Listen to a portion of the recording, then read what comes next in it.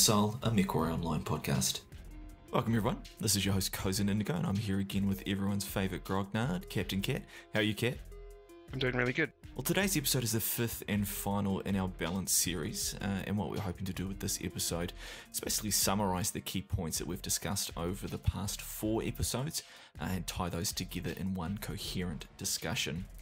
So hopefully you have checked out those previous episodes where we look at the 4 different areas that influence the balance picture, and today's where we summarise our thoughts on balance as a whole.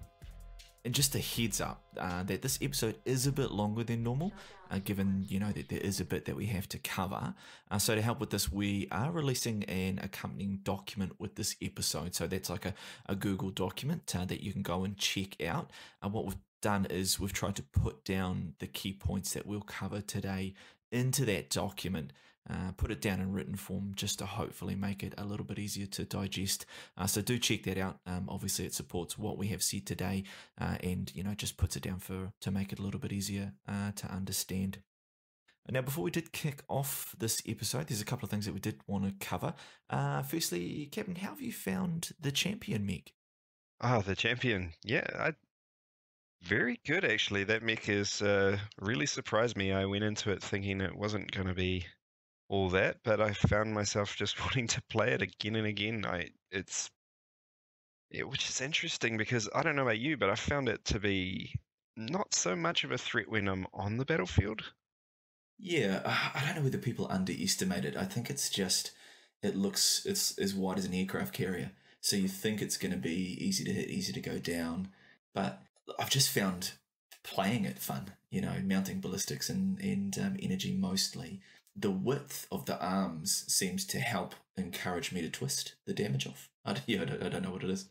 Yeah, for sure. I mean, it spreads damage quite well. I mean, those sort of aircraft shaped mechs like the Timberwolf and the Stalker and all those where, you try to hit the nose and it just spreads either side onto the torsos, means that it sort of just automatically spreads quite well. But then those massive arms, you can tank and absorb quite a bit of damage with those. But also the loadouts have been quite fun. I mean, I've been running heavy Gorse and 5 medium lasers, which is a lot on a 60-tonner.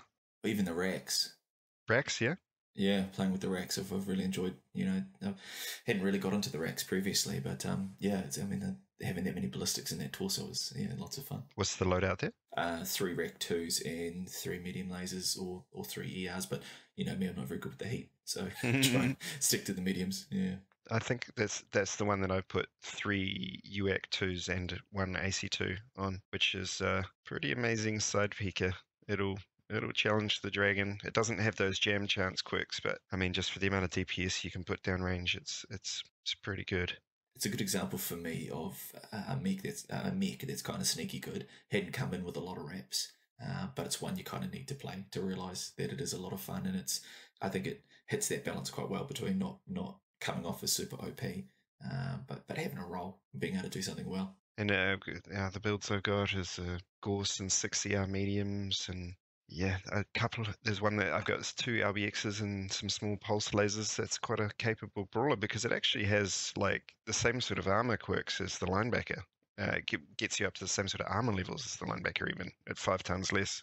You're around 103 CT and 74 or something side torsos, so there's a bit to get through. Yeah, you sent me that build. I'm absolutely loving that brawl build. That's the DPS is crazy with the 2 LBX10s and the small pulse. Do you think small pulse are making a comeback? Yeah, well, I mean, their role in the game is a DPS weapon, or DPS energy weapon, and then the kind of mechs that can boat those, combined with the dissipation, mean that you pretty much just never stop shooting. I'm not gonna pick that they're stronger or anything now because it's all relative to what's around it, and that's sort of still bedding down. I think people are still trying to work out what is good. Well, the champion definitely gets my vote, so I'd say get it, play it. I think you'll enjoy it if you like ballistics and lasers. It's good fun. Yeah, for sure. Me too. +1. Nice. Well, last of all, we'd like to take this opportunity to thank a friend of the podcast. That's a talented musician who goes by the name Nerdy Absurdi. If you like that catchy intro that brings you into the podcast and leaves you kind of tapping your foot and bobbing your head like it does for me, then go on and check out his channel. It's on SoundCloud, and you can either just search Nerdy Absurdi, or we'll leave a link in the show notes. So go on there, check it out. Some pretty funky music on there. Right, well, as always, we hope that you enjoy the episode. As we discuss in the episode, balance is something that a lot of people have thoughts on, and I guess the most important thing is that you have the conversation. So today we'll give you our thoughts, but as always, we would really love to hear yours. So make sure that you tweet us. You can get us at IncomingP, follow us on Twitter, or send us an email. That's at incomingmissilepodcast@gmail.com, and do tell us what you thought about today, in particular, your views on the balance picture. All right, buckle in, Mech Warriors. Let's do this. Autopilot disabled. All right, we are back. Welcome back, Mech Warriors. And in today's episode, we are doing a bit of a wrap-up, a bit of a summary on the balance discussion that we have been having over the last 4 episodes. Capn Cat, how you doing, mate? Yeah, good. Did you say we were going to be doing a rap? I thought we were going to battle tear up or something. Yes, I'm not quite at that level. The hip hop hippopotamus, my lyrics are bottomless. Oh, goodness. Yeah, no, a wrap up. And yeah, as mentioned, that's a bit of a summary. That is a little bit of a Kiwiism, that one. But yeah, I mean, what we're going to try and do is just try and bring together some of the things that we've been talking about in the previous episodes and bring them into a little bit of a coherent conclusion or a summary. We're going to just remind you about what we were talking about and why that matters. Then we're going to talk about, well, where do we go to from here, given that information, and then we'll finish up with just some recommendations from us and how we think the balance picture could look moving forward. Yeah, sounds good. I mean, if you've been with us through all 4 episodes, we've obviously discussed a lot, and the goal here is to tie it all up in a bow. It's a pretty ambitious goal, I had to say, but we'll do our best. Absolutely, and as we've said from the start, we really just want to have the conversation, and it is a conversation between Captain and myself. But yeah, have your own opinions. Do tell us what you think, and hopefully today we'll give you some food for thought. So as mentioned, we have been talking balance. Balance is a big part of Mech Warrior, and so far we've touched on 4 general areas that we believe are pretty influential in the balance discussion and the balance picture. And if you haven't listened already, we would encourage you to go back and listen to those. But we did talk initially about player skill and matchmaking. So we were looking at the pilot and the skill level there. We then talked about mechs and the balance around mechs, and what we were really talking about there were the tools basically that a pilot will use in the game. We then moved on to the game environment, and what we were looking at there is the things outside of the pilot and the tools that influence you doing the job. So in Mech Warrior, we're talking about maps, we're talking about modes, we're talking about teamwork, and then we went on to talk about the wider picture, the fact that Mech Warrior is free to play, that there are certain constraints and limitations and requirements. There's a certain direction that PGI have taken. All of these things were and are influences. They are things that influence the decision making around balance. That's right, isn't it, Capn? Yeah. And I mean, one of the major conclusions I'd say, or things that people could take away, is that there's really no such thing as a perfect balance. I mean, we're talking about this stuff as something to sort of strive towards the game being balanced, but in the end, we should all understand that, as long as the game keeps growing and changing, then that we'll never get there. And it's just something to try and get better at. And also, we all just want the game to sort of stay fresh as well. Like, if we got to that perfect balance one day, well, then the game would never change, and, we'd all get bored of it, unfortunately, if nothing changed. So, I think necessarily you have to see some things go up and some things go down, and times they are a changing. It's a good point, and probably the first thing that we want listeners to take away is that ultimately balance is a method of control that the developers are using to keep you wanting to play the game. And if things get out of balance, quote unquote, if these metas that dominate, then it's making your experience not so good. You don't want to have to be forced into playing a certain strategy or a certain mech or a certain whatever to be able to play the game and compete. So, balance fundamentally is about that. It's about keeping people playing, as you're saying, and keeping their experience good. Yeah, exactly right. I mean, if to be able to play this game, you have to play Pop Tart, Goose Peep, which is, of course, in PPCs. That's just going to get stagnant, even if you are able to participate in that particular play style.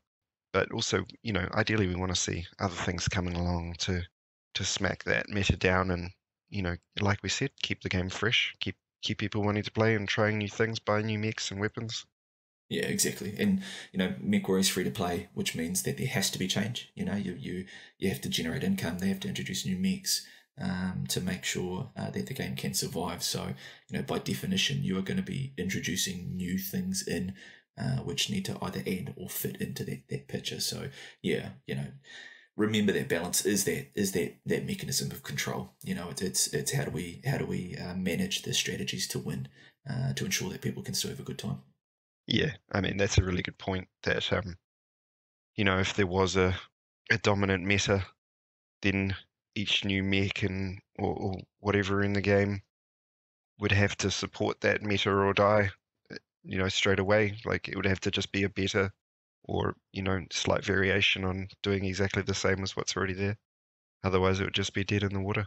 And it's important to remember that balance and the way that you can, or the things that you do to control that experience, it does come in many different forms. And we speak most often to what we could call local changes. So we talk most often about direct changes to, say, mechs or values or certain weapon types. But MechWarrior generally has either global changes, so a change that affects everything, like a change to heat, or local changes where you're quirking a mech, or you're changing a value on a weapon. So each one of those types of changes, whether it's global or local, does come with increased risk. And so for MechWarrior, because of the sheer number of, or the sheer complexity of the game, it makes global changes even riskier. As you said, if you're going to make a change to something that affects all mechs, there's 700 plus,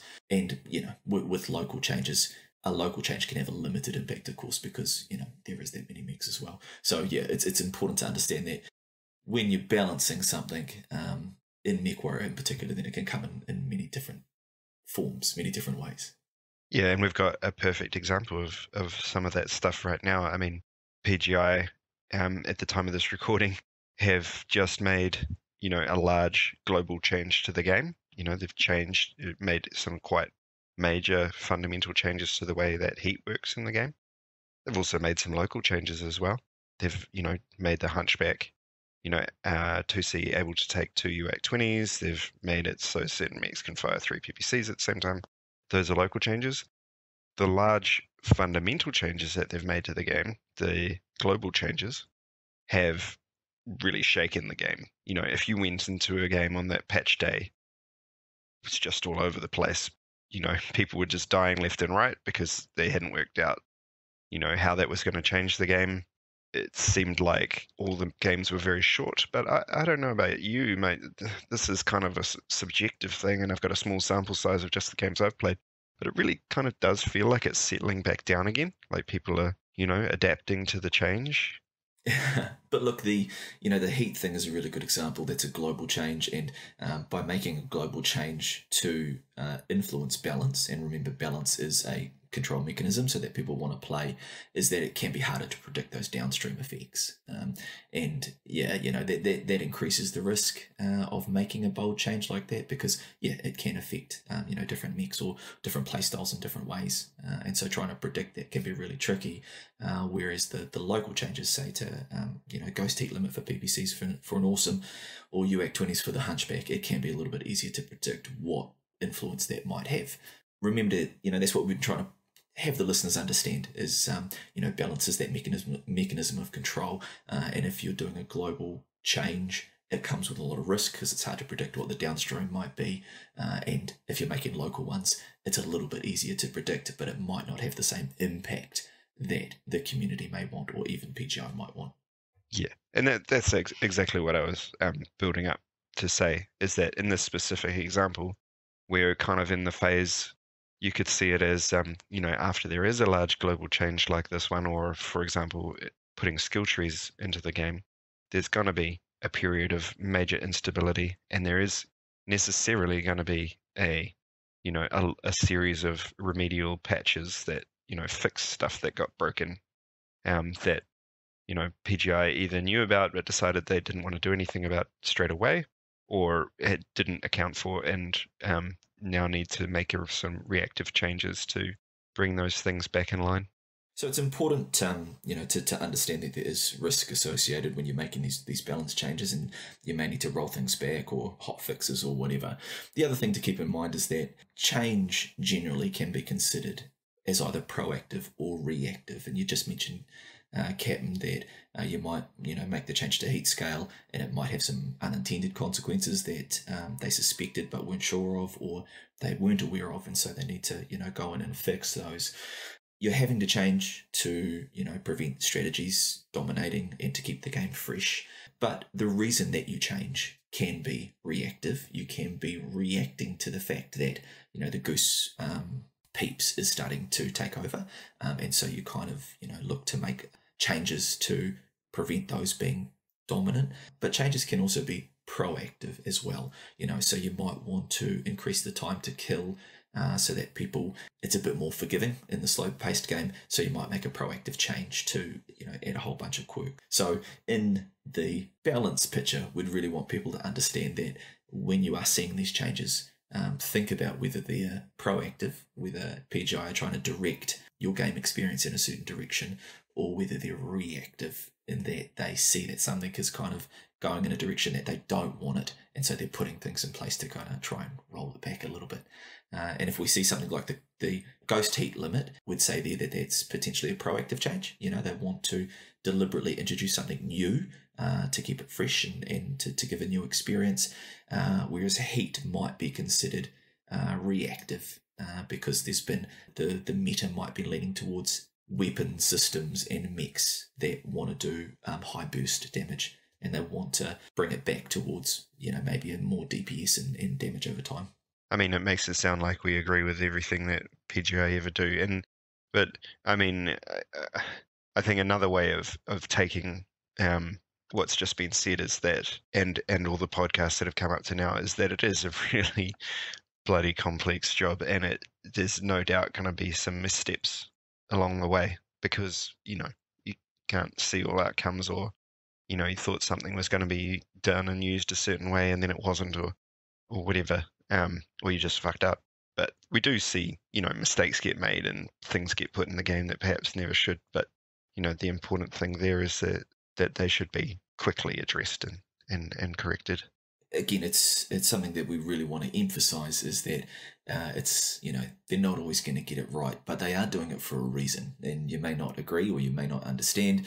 At least understand that a change will be made to in a balance context, to keep the game experience good and to keep it fresh, and to make sure that it's not going down one path, and one strategy isn't dominating over others. I'd love to be a fly on the wall in the PGI offices and listen into those conversations and understand, all the intricacies of why certain decisions that sometimes, from an exterior point of view, can maybe make little sense, or can have an obvious, outcome that isn't what the patch notes state desired outcome is. I'd love to just have like God's eye view of insights into why all these decisions are being made.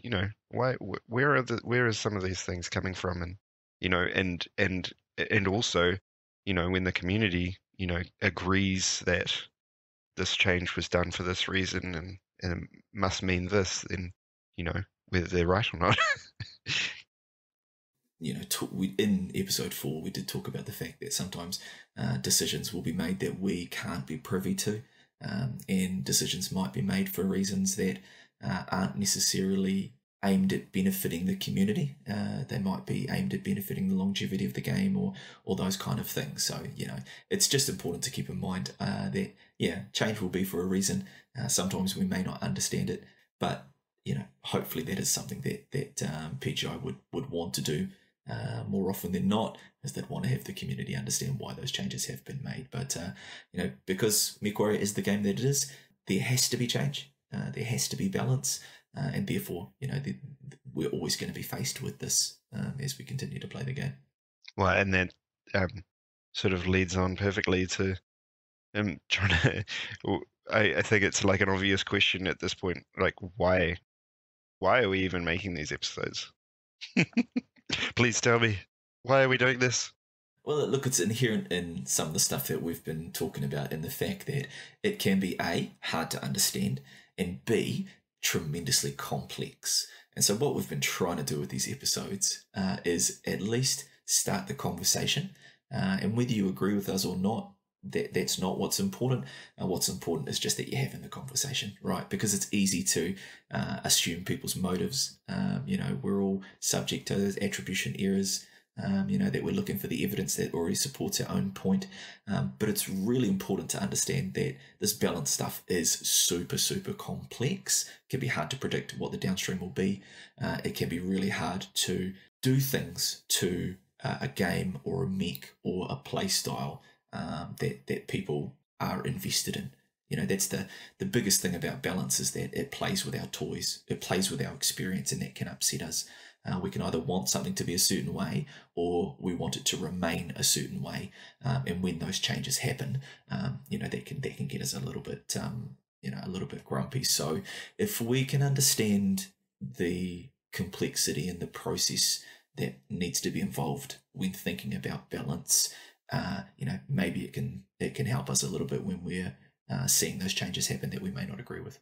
Perhaps I should be speaking for myself, but I think I can say that we think that this game can be better, and that it should be better as well than what it is now. You agree with that? I do. And I think probably the most important point is that the game is a flowing river. You're not working necessarily to you're not carving at the stone until the perfect statue comes out or the perfect sculpture comes out. Because it's free to play, and because it needs to generate income through introducing new product, it has to change. So the meta has to change. The balance decisions have to change, because you're introducing new mechs or weapon systems, or you're stopping strategies dominating. So what you're trying to do is you're trying to get the best state of the game for the current constraints, or here is MechWarrior in 2018. In 2019 or 2020 for MechWarrior Online, you might have 50 more mechs in the game. You may have had to introduce more weapon systems. You may have had to take weapon systems out, and you will have had to do that to keep the game alive.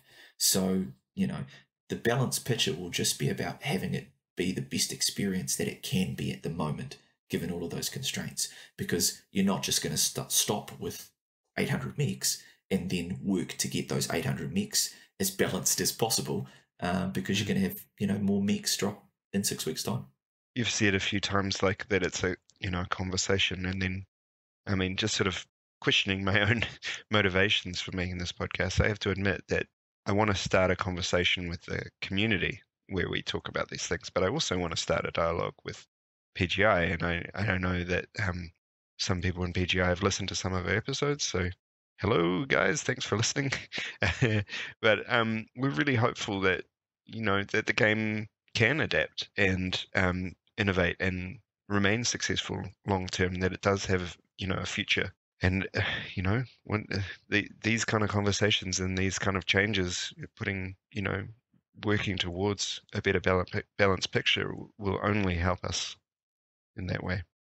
And look, I guess probably, what we are talking about is there are a few realities around the balance picture that I think both players and probably PGI need to accept. We've talked about the fact that it is ever moving, and MechWarrior Online is free to play, and that comes with certain constraints. So the fact that it is an ever moving river, and that it does need to change and adapt to survive, because it needs to stay fresh, it needs to give people reason to continue to play and to come and play. That is a reality that players do need to accept, right? So players do need to understand that PGI do need to make some of those decisions. So it's kind of reality number one for players. Easy to say, hard to do. I mean, when it's your favorite mech that gets nerfed or whatever, and you can't play it in the same way as before, it does suck. Yep, and that's unavoidable. And I guess when those things happen, the only thing that we can do as players is try and understand, even if it annoys us. You may have been in love with a Sleipnir, and it may lose some quirks, and so you're not as in love with it as you once were. But fall in love with another mech. You know what I mean? It's it's just the realities of the fact that it is a free to play model. And whilst you might have preferred that they chose another mech to make those adjustments to, it is all part of this process, and it is kind of a reality that does exist, I think, with this type of game. Saying fall in love with another mech is probably a good. My own way of saying it would be sort of adapt or die. That's something I associate with good players. Is when a change like this comes along, they see it as a challenge to work out what's good now, what's the new thing, what's going to be my new favorite mech. If I can't play this one anymore, what am I going to do in its place? One of the key things that I would say along these lines is don't have to buy into this salt. The sort of rhetoric that we see out in the community that can really wear you down, whether you agree with it or not. Just to listen to that day in and day out, and that to be, what you associate with this game to be negative all the time. And like I say, if you agree with that, that can still be the case. Because it's possible to be critical but still enjoy the game. I mean, I hope we're modeling that for the listeners that, we obviously have criticisms for this game and they're shared with most of the people in the community. It's just that at the end of the day, I still like this damn game and I still want this game to be successful. And ultimately, it's typically where the salt or the rage can come from, is because people like the game so much and they are invested. But you're exactly right. You have to be critical. I mean, that's how you grow, and that's the feedback that the community will give, and I'm sure PGI do it internally as well. Is you have to be critical of stuff to get better. You're never going to strive to greatness if you're just accepting, you kind of that you're doing everything awesome. But I think the three key realities that players need to accept is the constraints that come with free to play. That balance is very, very difficult. MechWarrior is tremendously complex in just the in-game mechanisms, and then it also has this rich history of games. A lot of people have emotional connections to it for different reasons. There's people that are in love with the lore and how that is expressed in MechWarrior Online. There's people that are in love with the big stompy robot feel. And that's why they love the game, and there's other people that will love it for different reasons, like the collectability or whatever. So balancing that and keeping it fresh and making sure that something doesn't take over and be the dominant meta is super, super, super tricky. And then the third reality, of course, is that you can't please everyone. So even if you're doing a fantastic job with balance, there still needs to be criticism. You may be making a decision that makes sense, but someone's still going to be not happy about that because their mech or their play style or something they enjoy about the game has been changed in a way that means that they don't enjoy it as much anymore. So those things can be a bit tricky to get your head around as a player, but hopefully we can encourage people to at least understand those factors and those things, through our conversations, and encourage people to have their own conversations about it. Yeah, and I mean, to give some sort of real world examples to those things, to the you can't please everyone kind of argument, is you often see in these conversations on the forums or on Reddit or wherever about, there'll be someone in there who's like, it should have been like this. There was in the TROs of, 1984. In episode 1 we learned the word grognard. You're grognard. Damn it, we haven't used that again. Yeah. So this is the first time I'm going to use that word ever. The grognards who think that everything should be exactly as it was in classic BattleTech, and that was the golden age of this game, and you could just apply those same mechanisms to solve all the game's problems. And then there's someone else who wants to treat it like a first-person shooter, which is a fairly realistic point of view, in my opinion. There's as many points of view of what should change in the game as there are colors in the rainbow. The reality is that we can't please all those different grognards. We can't please and pander to all those contradictory points of view. You just can't have both people be perfectly happy. So someone has to compromise in this situation, right? Yeah, and you talked about the design principle, that if you design by committee, you end up getting the worst possible product. So, it's almost a case of, the more people that they try to please, probably the worse product or the worst balance picture that you're going to get. So you almost do need to make some directional, some strategic decisions. You need to have a vision of how you want the game to look, and then you need to work towards it. I think it's really beneficial for players to understand those kind of things. But, I guess there's probably some stuff that PGI needs to accept as well, that you'd want any business to be aware of, because, ultimately, PGI have a very good reason for players to be happy and to be pleased, and to go from playing the game free to supporting it by spending money on it. And probably the first reality that I would hope that PGI would understand is that it's not necessarily what you say. Often it's about how you say it. And I think probably some of the experience for people has been that, the way stuff has been communicated has not necessarily, made it as easy for people to be understanding. I mean, you could say the same thing really to PGI as you've said to the players, which is don't buy into the salt.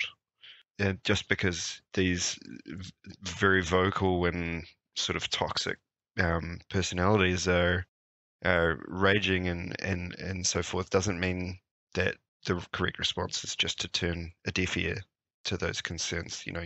It's possible to be critical but still enjoy the game. Like, it's exactly what I said before. Like, you need to just tank some damage, twist off some of the horrible stuff people say and keep listening and trying to pick out those people who, sort of diamond in the rough kind of people where they have some really good points and they're willing to, start a dialogue and try it, because they're the people on the ground, experiencing your game without all that knowledge of, those inside decisions and all that kind of stuff. So, their point of view is, at the end of the day, we all sit down to play this game instead of doing something else. That's how I would see it if I was PGI.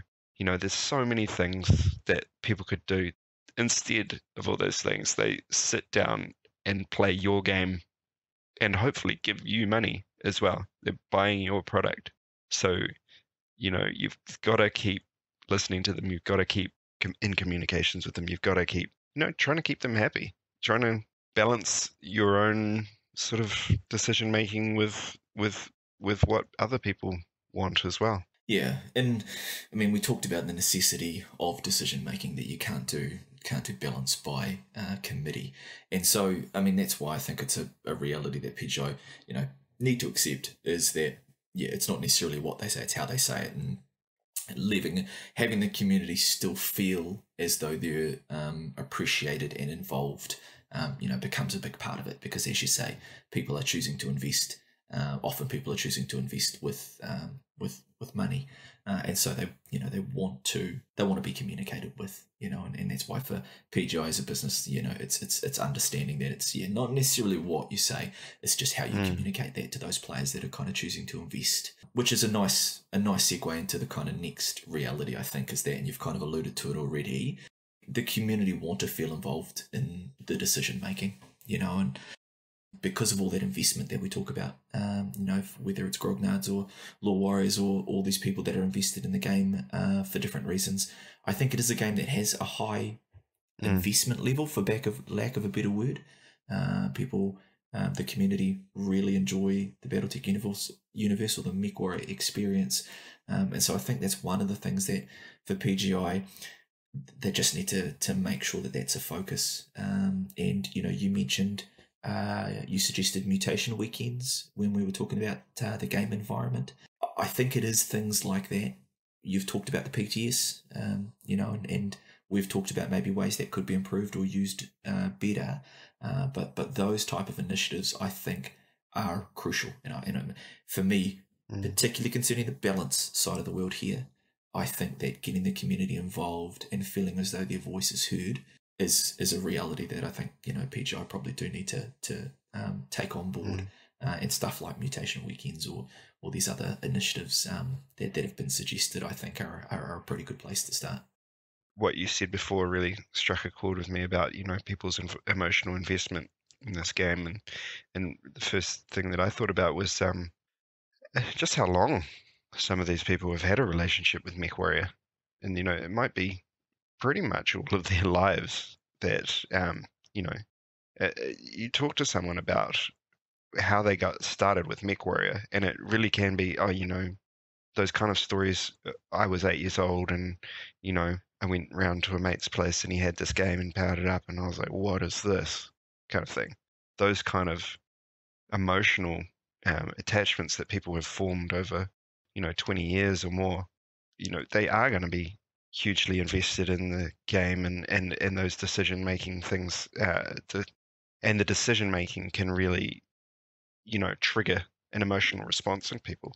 And one of the key things that I would say to PGI is we're really at the point now where we need to be actively building some bridges with the community.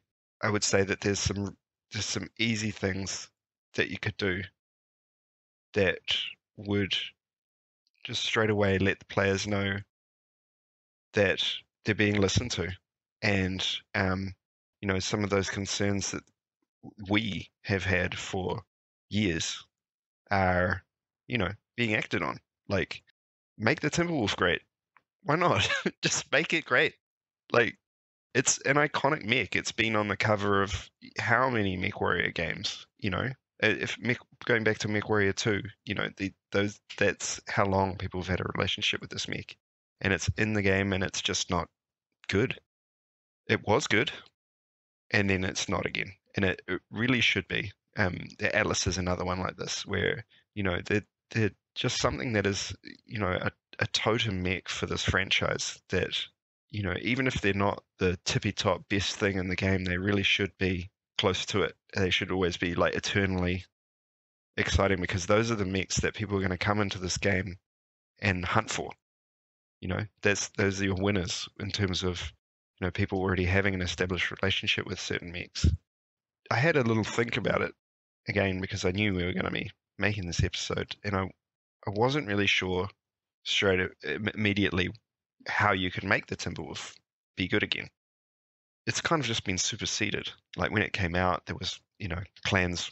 That was when clans came out, and there was just nothing else around it that could do some of the things that it could do and drive the way it drove and take the loadouts that it took. But nowadays, the mounts are not that great. When you play it, it can't really bring what is currently the meta loadouts, which is, a large part of what makes a mech good or not is whether it can follow the meta. And so I was looking at it and I was thinking, there's the Knight in 75 tons, there's the Nightjar, there's the Thanatos, there's Orion, there's a Marauder. How about for the Timberwolf, just make it feel really great to drive? Make it move like a 60 tonner, It's not going to have the loadouts, and it's not going to have the, all the other things that I just spoke about.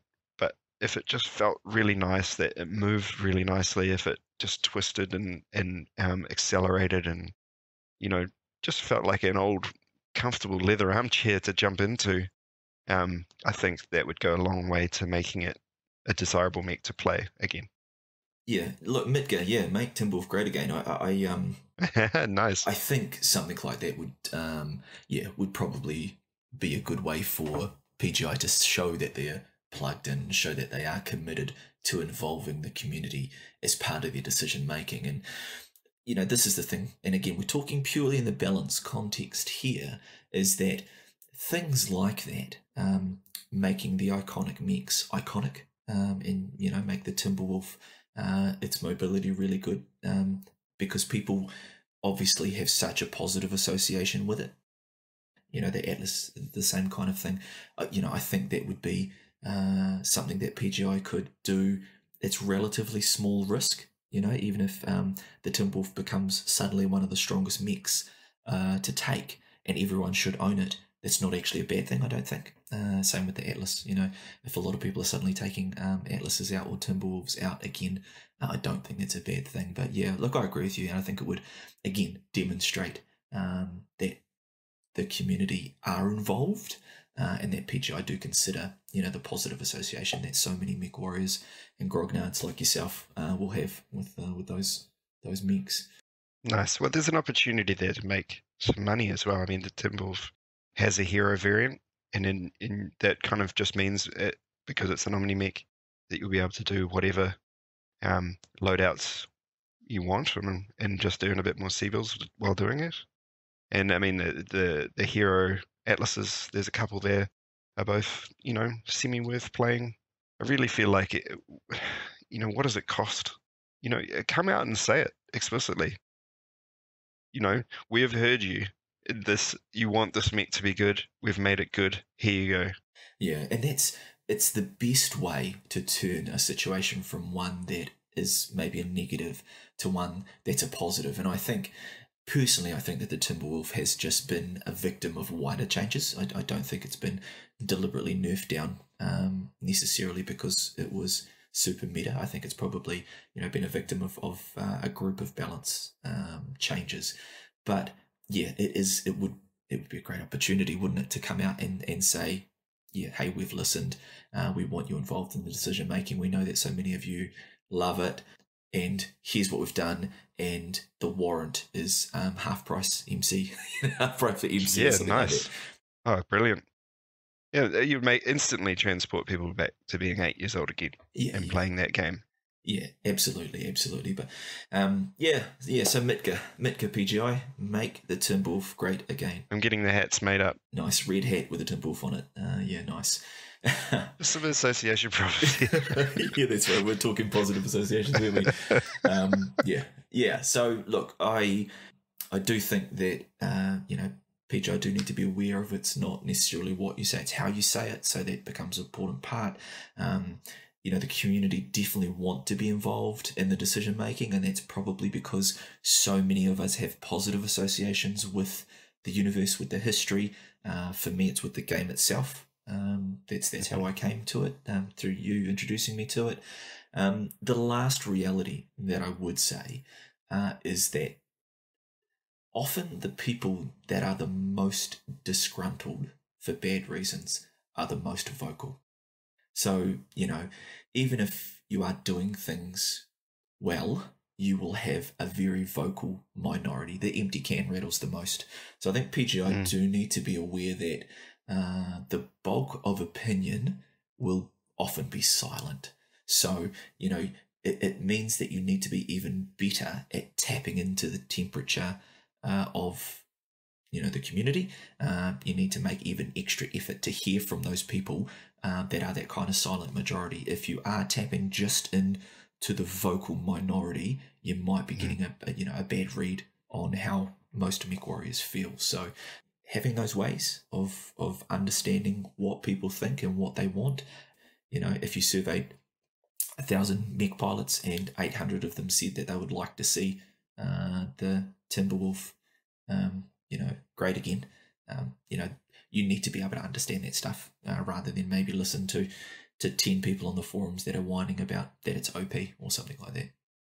The most disgruntled people being the most vocal, what that actually means is that they're the most emotionally invested, and that, even if you are in the majority, if you have an opinion that diverges from that, then you might, come out on a forum post or a Reddit post or something and say, oh, actually, I think this and this, you're going to be downvoted, shouted down, and then probably next time that opportunity comes up to have your say, you might not bother. And that's how that sort of almost, I guess, I hate to use the buzzword, but echo chambers start up where, you hear those people shouting the same opinions again and again, despite the fact that in some cases, at least, not everyone thinks or feels that way when they come into the situation, at least, because they can be influenced by that shouting. And people are more likely to shout outrage. Yeah, you're less likely to go on Reddit and say, hey, everything's pretty cool. But yeah, for exactly those reasons that the echo chambers and outrage bubbles, that's why for PGI it is a reality that they need to be able to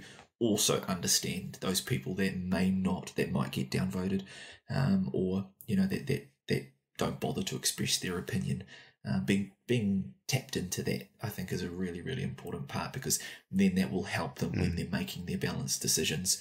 Yeah, if it's something like, making the Tin Wolf great again or the Atlas great again, understand what the bulk of the community might feel about those changes being made.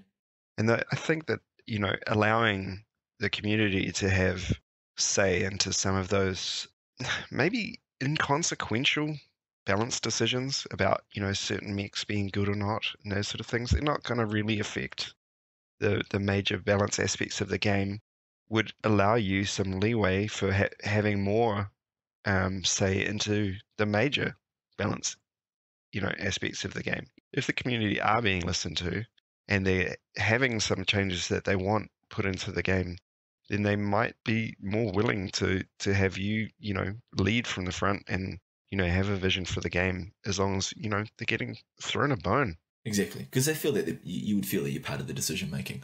And look, I mean, we'll talk very quickly about, very shortly we'll talk about our recommendations, and that's exactly one where local changes, where it is to, say, a mech or things that don't necessarily carry a lot of risk, or that can be changed back quickly and without a lot of kind of developer or resource commitment.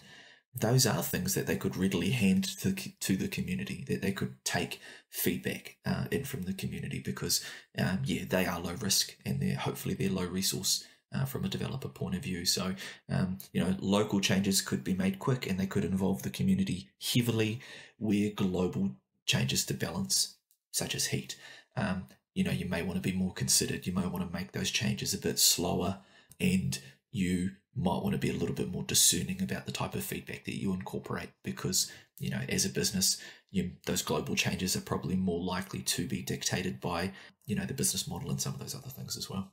Yeah, and probably less people have a, real overview into the, all the aspects of, those global changes as well. So to be, just by sheer population numbers, less people who can see as many, have those sort of spreadsheet style overviews of weapon balance and things like that. So, you listen to the people who do, and then, for the most part, you lead from the front, like I said, and create your vision for the game. Nice. All right. So we have talked so far about maybe what balance is and kind of what we've been talking about. We want players to understand balance. We want them to understand that when change comes, why it comes, and how to incorporate that and have conversations about it. We're very keen, obviously, for people to talk it through and give their feedback and make sure it's constructive. We've talked a little bit, I guess, about some of the realities that both players and PGI probably need to accept moving forward, to make the whole process easier. We have laced our conversation, I guess, with some recommendations that we'd make. But let's just go into that in a little bit more depth now. And I guess if we start from a player's perspective, I mean, the key thing that we'd recommend around balance would be that players they need to be understanding. Would you agree? Yeah. I mean, that's I mean, so far that has been the purpose of these podcasts, is to create that understanding, and to, within ourselves and within our listeners, is to give you an overview of, all aspects of the balanced decision that we can think of. Just understand that there's a lot to it. Absolutely. Understand that it's complex. understand that there's constraints because it's free to play. There's constraints that might be dictated by BattleTech lore or the constraints of the universe. There's all of these things that will need to be considered. The risk of a change, the potential return on investment for the business. There is lots of things that will need to be considered. So, the best way that you can approach that as a player is at least trying to understand. And you don't need to agree by have your opinion, agree or not agree. But it's easier to form your opinion once you've gone through that process of trying to understand why those changes might have come up. Yeah, that's it, isn't it? That it's possible to be critical but still enjoy the game, and then be that implied within that is be critical. Do be critical. If you think something is the wrong move, then say so. But you try to enjoy yourself while you do it, and try and keep perspective of why we're all here. I need to remind myself of it sometimes when I start taking this game too seriously. That I'm playing a computer game. And why am I playing the computer game? To be entertained and to have fun. And if I'm not, if I'm getting so bent out of shape about losses or whatever that I'm not having fun anymore, then I've lost my perspective. Take a break. Listen to our podcast, and everything will be fine.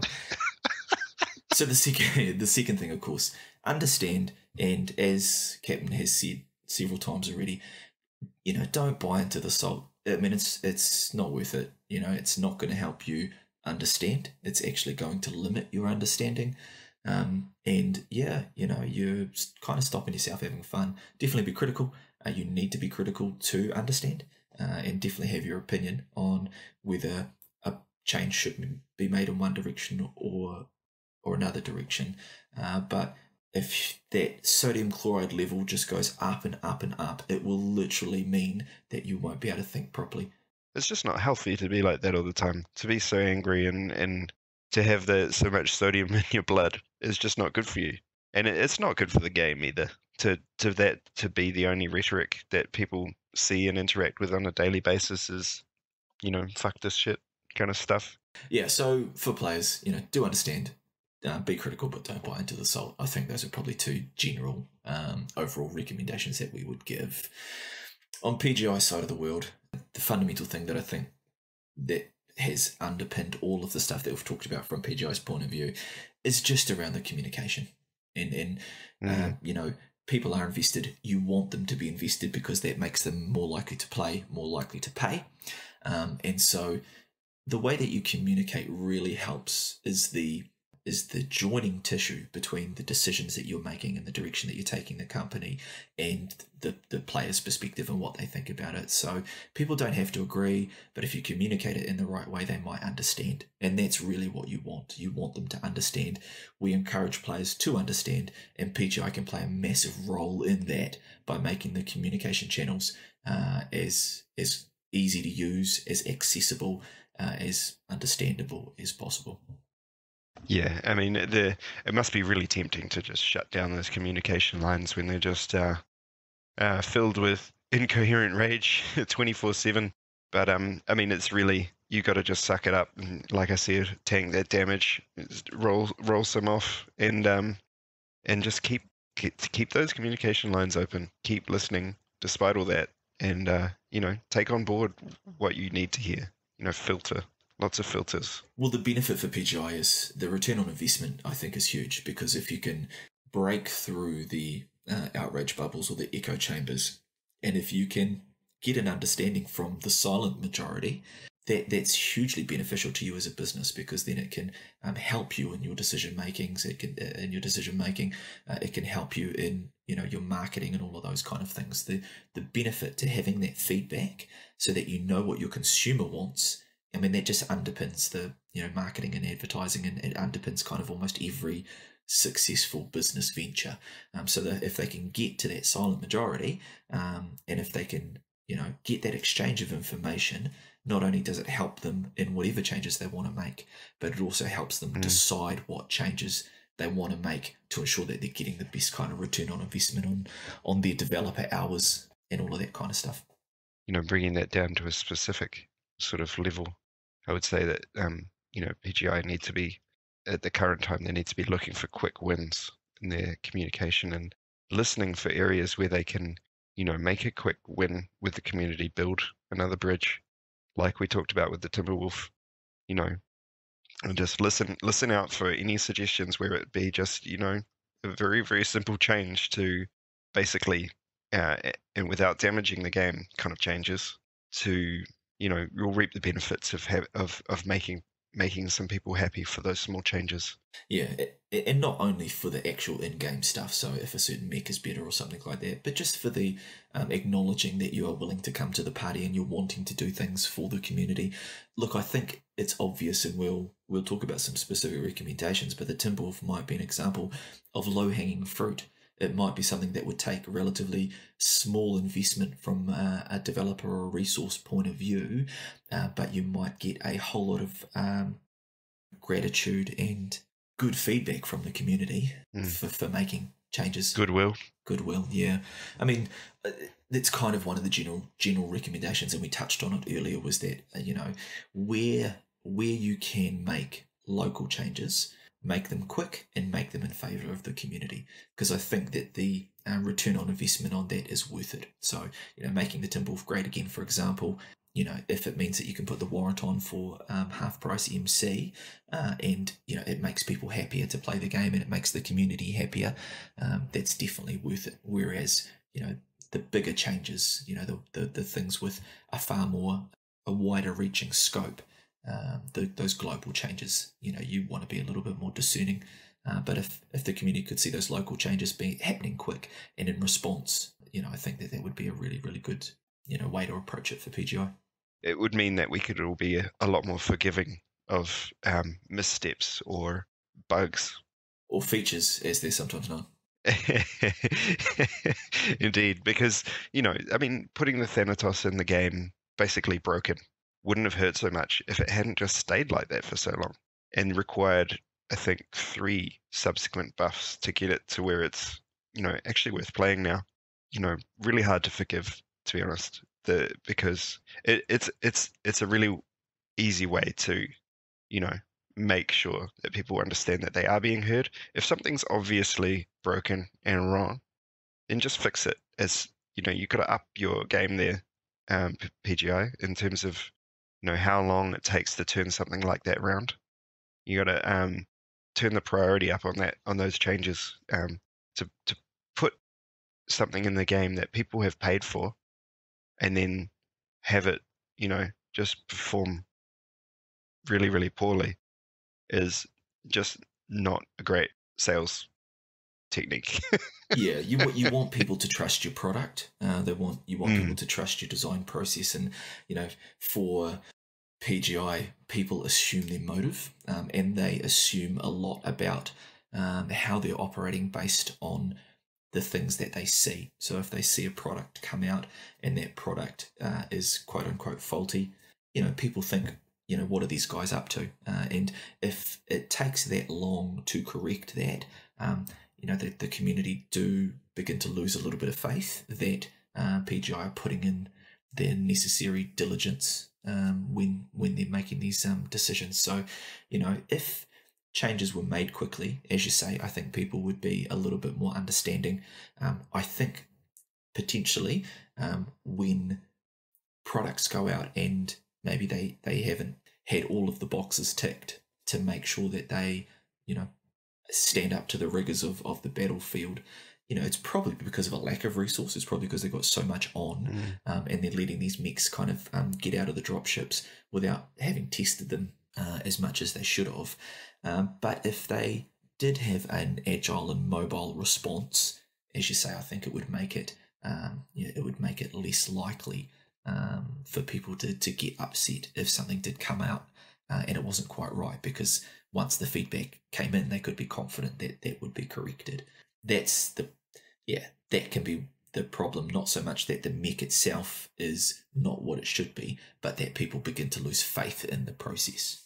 To put it a different way, you really want, the sales experience to be a positive one, not a negative one. If people are buying stuff and then just having a bad time, then they're probably not going to buy more stuff. At some point, they're going to stop buying.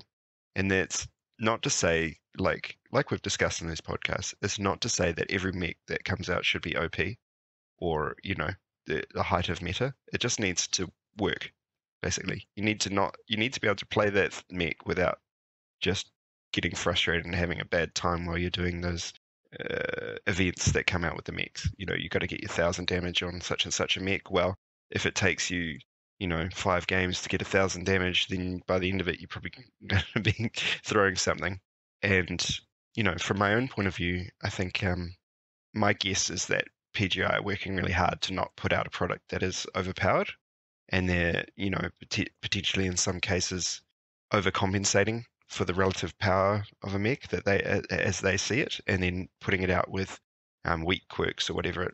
And that's kind of understandable, that you don't want to, you know, put a monster into the game and then have to be like, oh, sorry guys, we're taking this away now, because that's just going to hurt a lot of feelings. But if you put a mech into the game and it, you know, with those marginal quirks, and then it performs badly, then that gives you a mandate to immediately fix that. People have seen it, you know, they've lived with it for a few days or whatever, however long it takes you to turn these changes around, a week. That's the kind of time scale I'm talking about, a week. You know, that should be enough time to collect some data and say, hey, this is not, you know, performing to our baseline that we had for this mech. Turn it around in a week, hotfix that stuff, and people have had enough time to say, yep, that mech's in the game, and we can all see it's not that great, so sure, give it some buffs and, you know, get it performing. Yeah, like I said, a mandate to make those changes. I think mechs provide the best example, and particularly new mechs provide the best example of, you know, making local changes quick and making them reactive by and large, that you're going and you're correcting areas, you know, either based on community feedback or from things that you see yourself.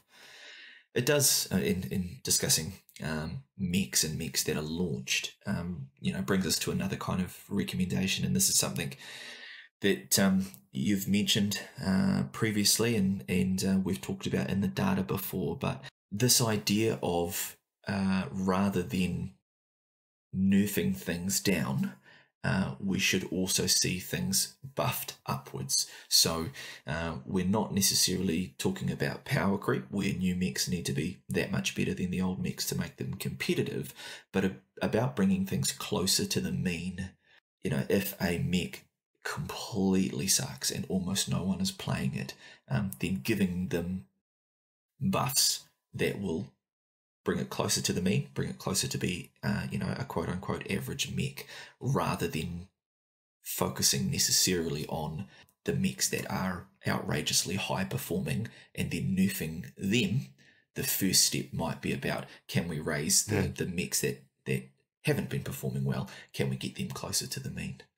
Yeah, and as I hate to sound like a broken record, but, you know, if someone listening hasn't heard it before, we're not talking about, like Cozened said, we're not talking about power creep and making every mech a monster. We're talking about increasing the diversity of what you see on the battlefield, because at the moment, 99% of the mechs that you see in any given game are going to be decent mechs. They may have terrible builds on them, but the mechs themselves, people are going to be bringing the ones that are pretty good most of the time. Maybe 99% is a little high, but you know, there's mechs that you just never see, and that's because they're not good. And so if they were buffed up to be, you know, on the mean, sort of on your baseline for performance, then they would also be represented on the battlefield, and there wouldn't be a bunch of stronger mechs on the battlefield. There would just be a bunch more different mechs on the battlefield. So rather than everyone having to take the meta, you're giving people different reasons to play those mechs. And, you know, I think that we can name a few mechs that are really, really fun to play and have been given some deliberate quirkage to get them to that point. You know, the Sleipnir was one and the Quick Draw was another. You know, I think those are examples of positive moves, you know, and I don't think either of those mechs are OP or meta by any stretch of the imagination. I mean, others might disagree. The more that you can take mechs and try and move them closer to the mean or just above it, you know, yeah, if you move all of the mechs above the mean, of course you're going to get power creep. But if you move as many as you can closer to the mean, so that they're as far below it as others are above, you know, I think you get the best kind of diversity of the type of mix and play styles that people would want to play. Yeah, I think the opportunity for PGI here is that if you buff up some of those mechs that are gathering dust in people's mech bays, or people just have never bought because they're just not good, that you will buy into some of that Pokemech style mech collecting, where people have to have all the good mechs, and people are going to put a lot of money into those newly available products, which means less money in our mech bank accounts, which is good for PGI, because they're probably looking for ways to get people to spend their C-bills on the game, because the poorer we are, the more we tend to lean on those sort of short-cutting methods of buying MC and things like that to get things that we want to get. And look, I want to emphasize here that in recommending this idea of bringing things closer to the mean, we're not necessarily saying that PGI need to sit down and look at all 700 plus mechs and make everyone where it needs to be. We're talking about it more as a philosophy towards balance. So that, if we are seeing that a strategy is emerging, or if we're looking for a way to keep things fresh for people, buffing things and bringing them closer to the mean can be a way that you can do that. And it's not that you have to do it, but you should use that as a preference. So rather than dragging things down, the first thing that you should look at is, can we bring something up? If the Hellbringer is dominating in its tonnage bracket, what else is comparable and should be comparable, and are there things that we can do to bring those other mechs closer to the mean, wherever we want that to be? And that does pose some challenges around the difference between tonnage brackets. It can be hard to balance a light against an assault, but again, if we are looking at, as a first port of call, when we're looking at balance and we're looking at those changes here, that we're looking to bring things up closer to the mean before we're looking at bringing things down. Even if we look at weapon systems, it might be worth making weapon systems like AC-20s better than bringing, say, Clan Laser down. Even though, Clan Laser might be OP, if you make AC-20s better, you might start cutting into the fact that people are playing Hellbringers all the time. Buff the counters, yeah. Yeah, buff the counters, exactly right. All right, so, we've given some overall recommendations there, both from a player's perspective and from PGI's perspective, and they can be boiled down pretty simply that for players we think need to be understanding of the changes and not to buy into the sold. And from PGI's point of view, that they need to be very clear with their communication, use communication as a tool to help them achieve the other things that they want to achieve, to make changes quickly, to tackle that low-hanging fruit, and use the change cycle and the change process again as a way to keep the community on board, buying their product and enjoying the game, and as an approach towards balance, that we're encouraging. And we think that PGI should look at the moving things closer to the mean, and buffing things up, as well as nerfing things down, but looking at buffing as their kind of foremost approach. But we do have some specific ones, things that probably both you and I wish for, or from a balance perspective, things that we would like to see happen. So we'll go over those quickly. And again, for everyone listening, you might have your own list in your head. You might agree with ours. You might think that we've got no idea. But yeah, please do give us some feedback in particular on our ones. So yeah, if we were working in and sitting in a room in PGI headquarters tomorrow, these would probably be kind of the key things that we would recommend straight away. And that means that some of them are just things that we personally want to see in the game, and some of them are things that we Cozened and I agree on very strongly and have been talking about throughout the course of these podcasts. So maybe we could just take one each. I think that is a good approach. Cool. You want to kick off? I'll start because I'm handsomer. So, wait. So, as the resident data nerd of the podcast, the single biggest thing that I would like to see change to improve the balance picture would be to improve or establish a good pilot skill rating, a PSR. Paul talks specifically about the changes that they wanted to make to faction play to make sure that teams got matched against teams as much as that could happen. because it was generally accepted that that was going to be a better experience. If a 12-man got matched against a 12-man, it's probably going to be a better experience for everyone involved.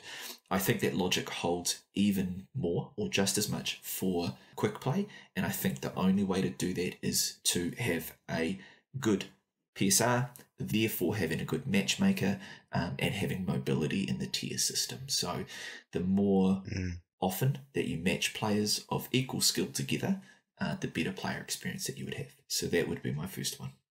Yeah, that's really nice. And I think it's one that appeal to people across the community and across different points of view and all those kind of things, is that we want to be playing games against people with a similar skill level and have it evenly matched games that, you know, the best ones are the ones that come down to a 1v1 or something like that. Yeah, absolutely. That's what we want to work towards. And I actually, my first one that I have would really help with that, I think. And that's something people have been saying for a long time. And I'm not really sure if there's some sort of technical limitation for why it hasn't been done or what, but I really think that the game would benefit a lot from giving people stuff that they can do while the game's searching. Because, you know, at the moment in the game, you click go, you know, you click search, and you're locked out of everything. You're locked out of chat, you're locked out of the store, you're locked out of, you know, opening loot boxes, you're locked out of the mech lab. Now, if we had stuff to do while we were searching for a game, let's remember this, Mech Warrior is a game of two halves, like rugby. Or football or whatever. Mech Warrior is a game of two halves. It's the game of, you know, stompy robots and shooting people, and it's the game of the mech lab. And it really is, you know, in some ways really like two different games that just tie together, where, you know, you can win or lose in the mech lab. And I guarantee you that if people were able to spend a ton of time fooling around and tooling around in the mech lab in the store while they were searching for a game, A, they would give you a shit ton of money because bored people spend money. And B, they'd be way more tolerant of a good matchmaking system.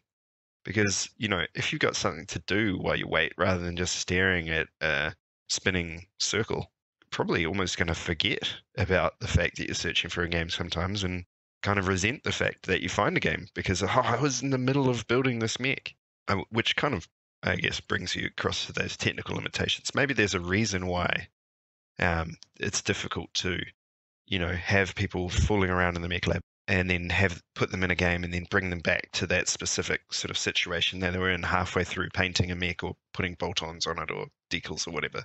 Maybe there is. I mean, it seems like the recent change where you were able to make some changes to your mech and then take it into the testing grounds is kind of halfway there, because you can, you know, without saving or buying anything, you can even go into the store now.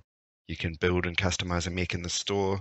You can load a build someone else has given to you, and then you can take it into the testing grounds and stomp around and then come back without paying anything for that mech. So that feels like we're almost halfway there. But yeah, I think you should, you know, choose a mech, start searching, lock that mech down. That's fine. I can handle that, because we want, you know, there need to be no doubts about what mech we've taken into the game, you know.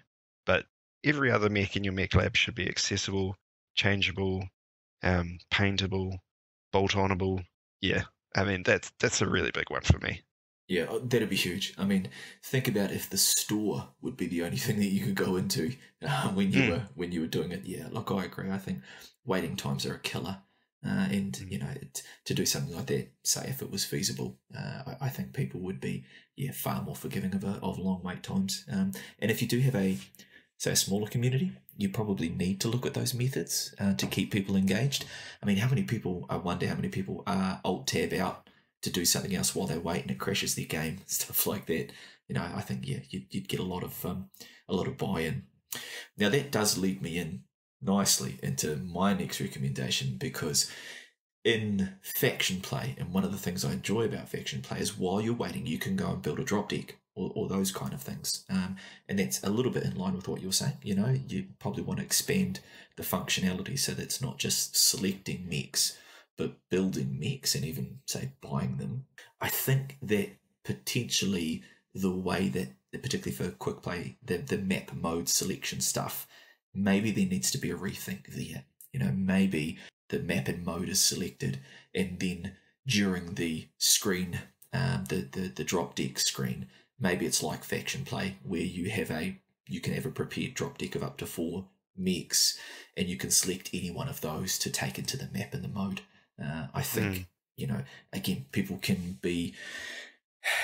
It can be a little bit like throwing a dart at a dartboard sometimes. I know for you, Kat, when you're taking your Lurm Atlas out, it can be really, really tricky if you suddenly get Mining Collective, because here you are hoping for Polar Islands. But yeah, slander. Yeah, and I know Lies and slander. I know it might mean that you start to only see certain mechs on certain maps, but I think people would even get bored of that after a while. I think the positives would certainly outweigh the negatives. Imagine if you could do stuff while you were waiting, and then when the map and mode came up, you could then select your mech after that. I think you'd be maximising the player experience. Yeah, and you could limit it however you saw fit. I mean, it's a very interesting idea. You could limit it however you saw fit. If you thought that people should only be able to have 2 mechs in that drop deck, then that, even just that, would give people a lot of options to be like, well, do I want my short range or my long range mech? You could work it into the narrative. You could say to people, this is the dropship that's flying towards the certain battlefield. What are you loading your This is how many spots you've got. The way it happens with faction play. People will suspend. I think people would suspend their disbelief. Just because it would work better. So yeah, I think that would greatly improve the balance picture, because you'd start to see a truer measure of performance, because people would be able to actively select the mech that they think is best for the mapping mode. Yeah, it would have some very interesting changes on the game, and it would make, potentially choosing Polar Highlands. If you're in an LRM boat now, obviously you want to choose Polar Highlands. Well, maybe that'd be just slightly less appealing if you knew that, people were going to counter you a bit harder on that. And so it might even out those maps a little bit more. Absolutely. I think you'd start to get the double bluff type process. People think I'm going to take a missile boat, so I'm going to take a fast brawler with ECM or something like that. So, yeah. But look, people scam it now. You and I both know that people want to save their multipliers by tanking. And the reason people tank is because the map doesn't suit their mech. So, I think the positives would outweigh the negatives. You've mentioned the drop decks for quick play and so forth, and I've mentioned giving people stuff to do while they're searching. One thing I'd really like to see, and this is particularly as an AP or Oceanic time zone player, I'd love to have a little bit more insights into the various queues in the game, because there are a lot of queues in this game. And for faction warfare, you get a nice little pop-up that says, that some people are looking to form up a group, and they need you to join them to be able to make 12-man. I'd love to see that happening for some of the other modes in the game, because at the moment, I don't know if you guys realize this, but in the Oceanic time zone for probably about a year now, it's been really, really hard in our prime time to get a group queue game. As a unit, we go into the group queue with a certain amount of pilots in there. Say, we go in there with 4 people and start searching, and maybe search 20 minutes and don't find a game. And we have no way of knowing whether that's because there's nobody else searching for a group queue game, our group is the wrong size, or C, none of the above. You just have no insights into the activity in those queues, and to whether the group size that you're bringing is going to fit. It would mean that Matchmaker could do a much better job with making the teams, because obviously if there's more people in the queue, you're going to have more people to choose from to make a good, well-matched game. And another factor is that because we're not getting group queue games in the AP region, there's a lot of people who would regularly play in groups in there who are just jumping straight into sync dropping into the solo queue, which is obviously pretty destabilizing on those games. So I think, having greater insights into the queues there would just mean that, you've got more people to choose from, and that would be great for balance.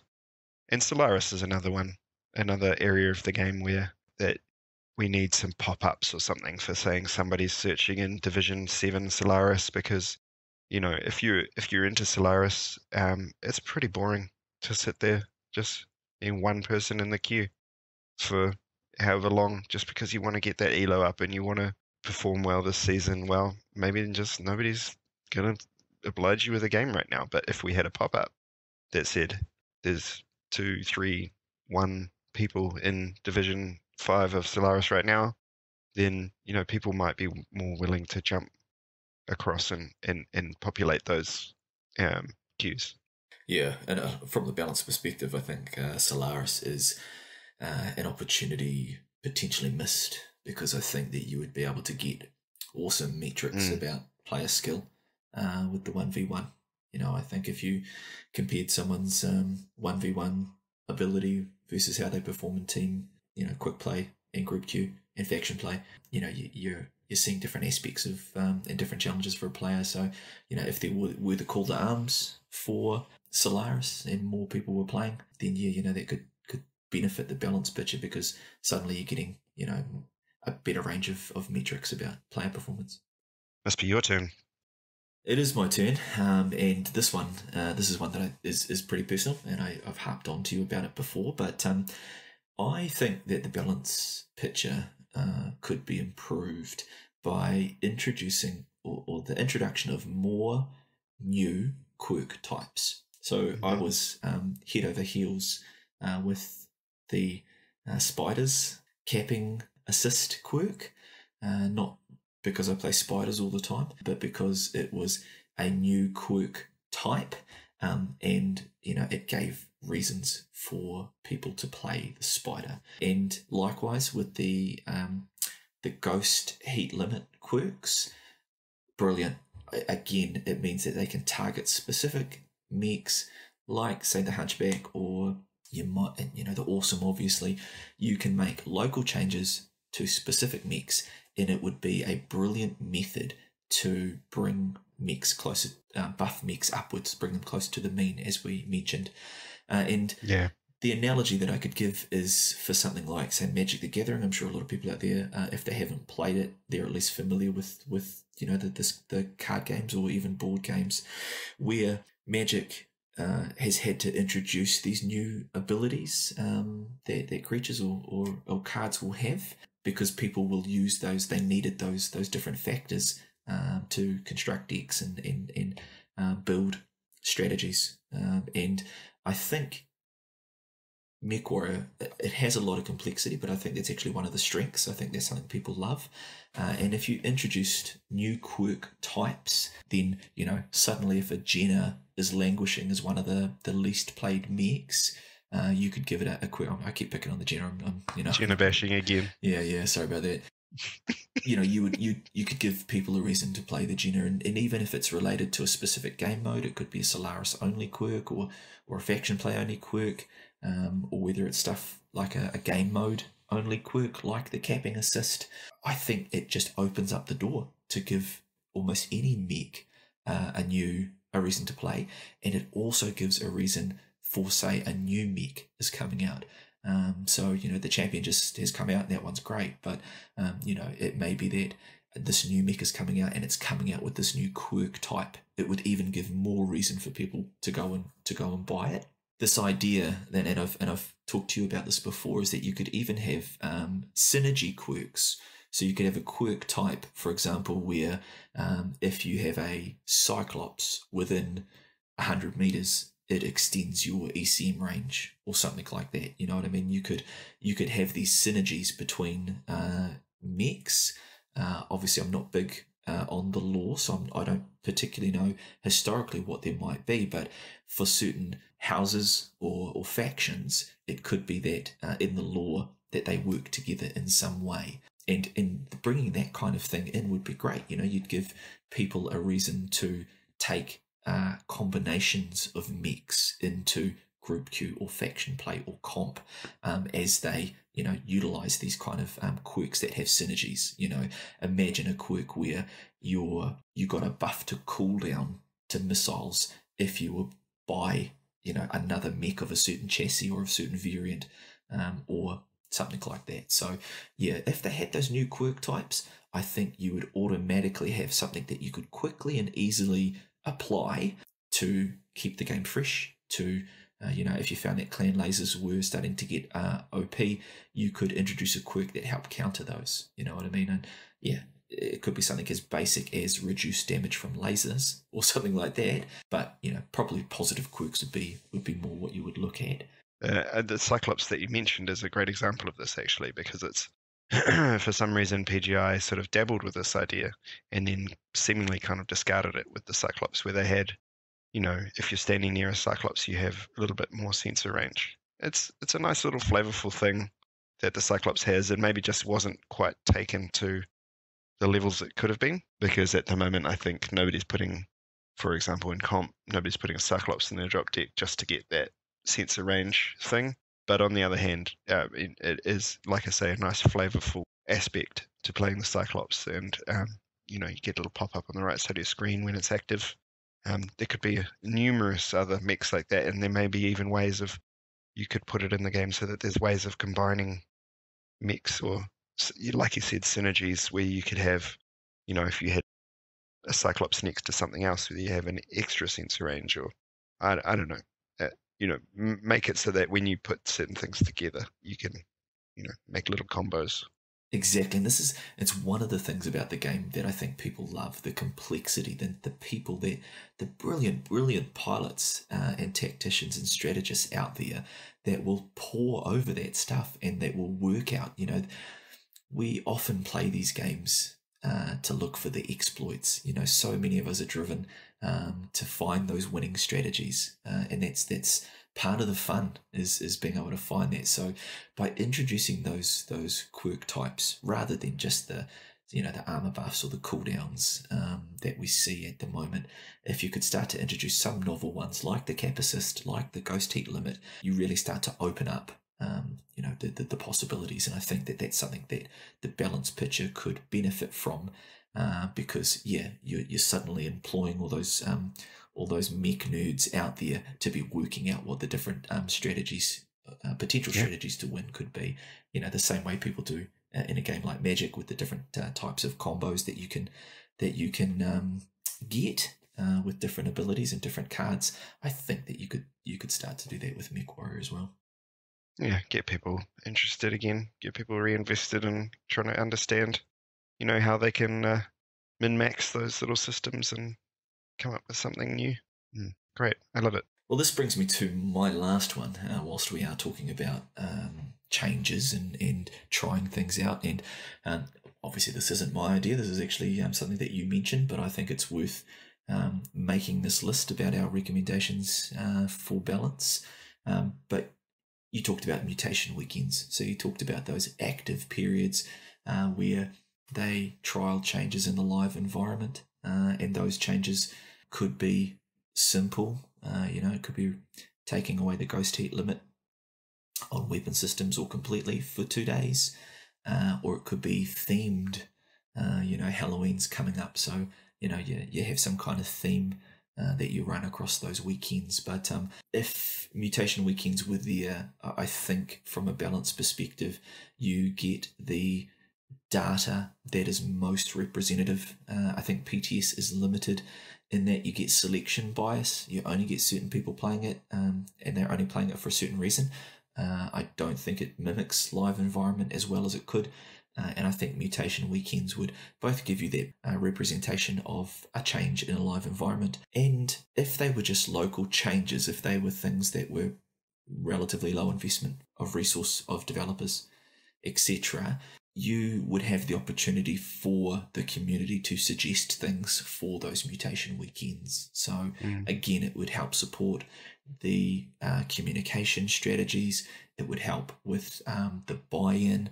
It would help, for example, if you released a mech like the Thanatos with, say, big geometry that their side torsos were getting blown off. You could very easily use a mutation weekend and say, right, we're going to now have the Thanatos with tremendously buffed side torsos. So if you were looking to make corrections, you could even use the mutation weekends for that and try it in a live environment. So yeah, I think mutation weekends kind of represent the PTS almost evolved, but I think something needs to happen to evolve the PTS beyond this petri dish, because I do believe that you get a real select.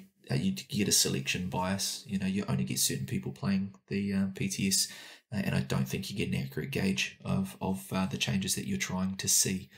Whereas something like the mutation weekends opens up not just the better PTS because you're testing a live environment, but it also becomes a way that you can improve communication and allow the community to feel as though they're feeding back around balance.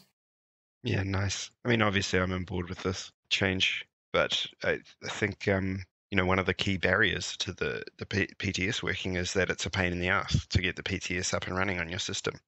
That you have to download it, you have to find space on your computer, you have to get your either copy your profile across from the main game, or which is actually quite difficult. If you want your keybinds and all that kind of stuff to be the same and all your settings to be the same, you have to copy across your profile.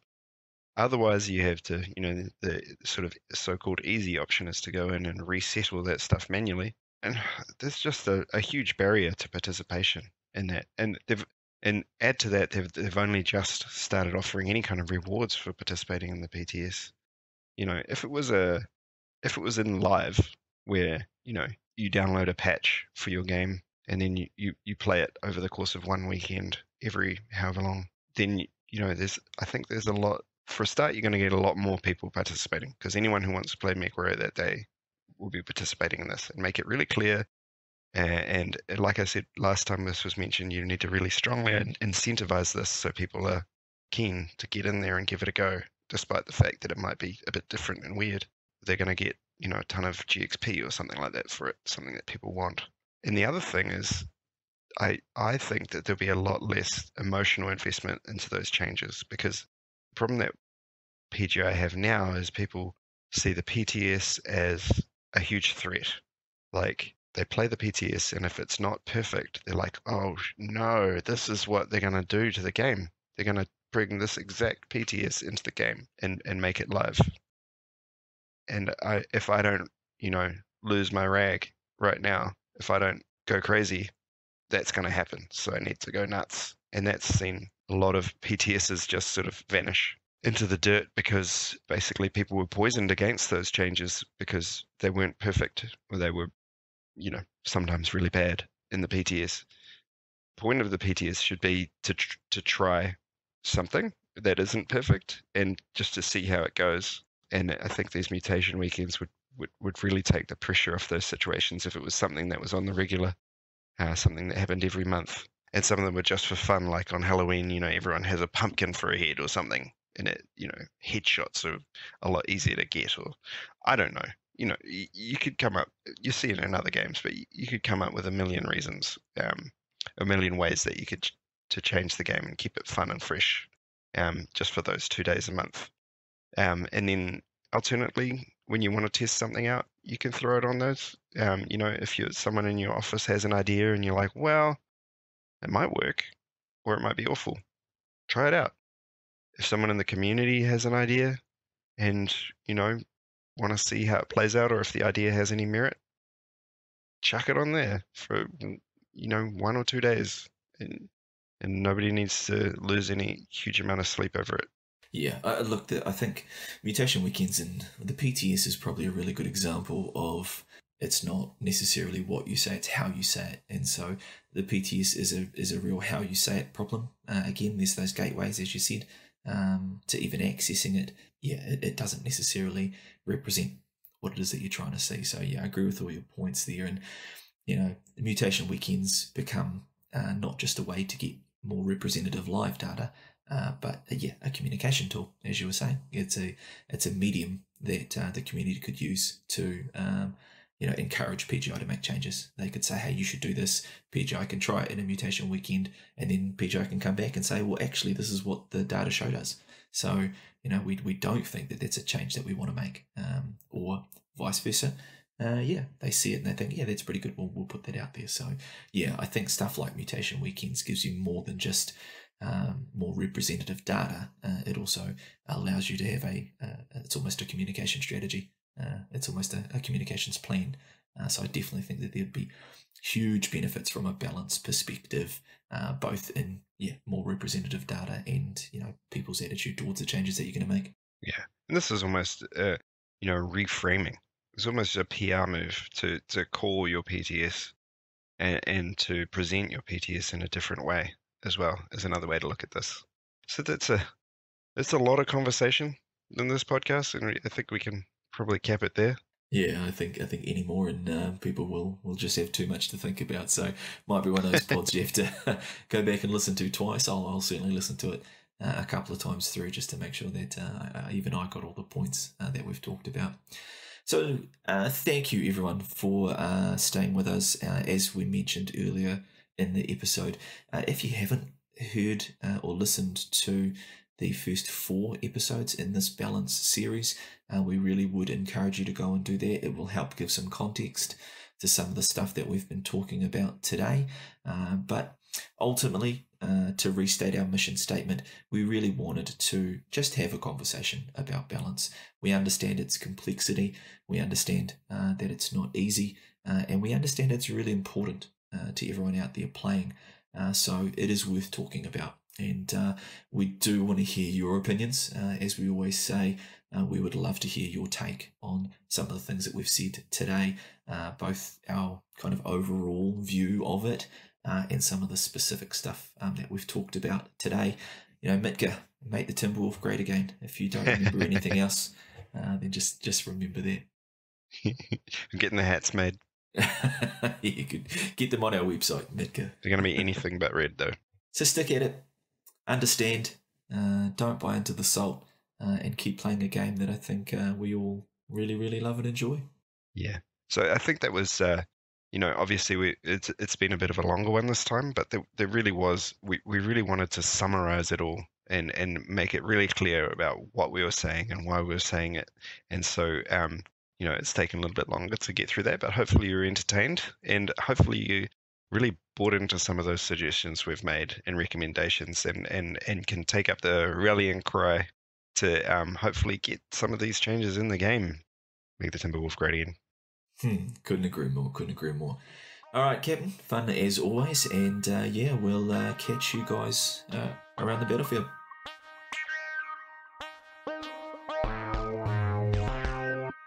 Point 3, reporting task complete.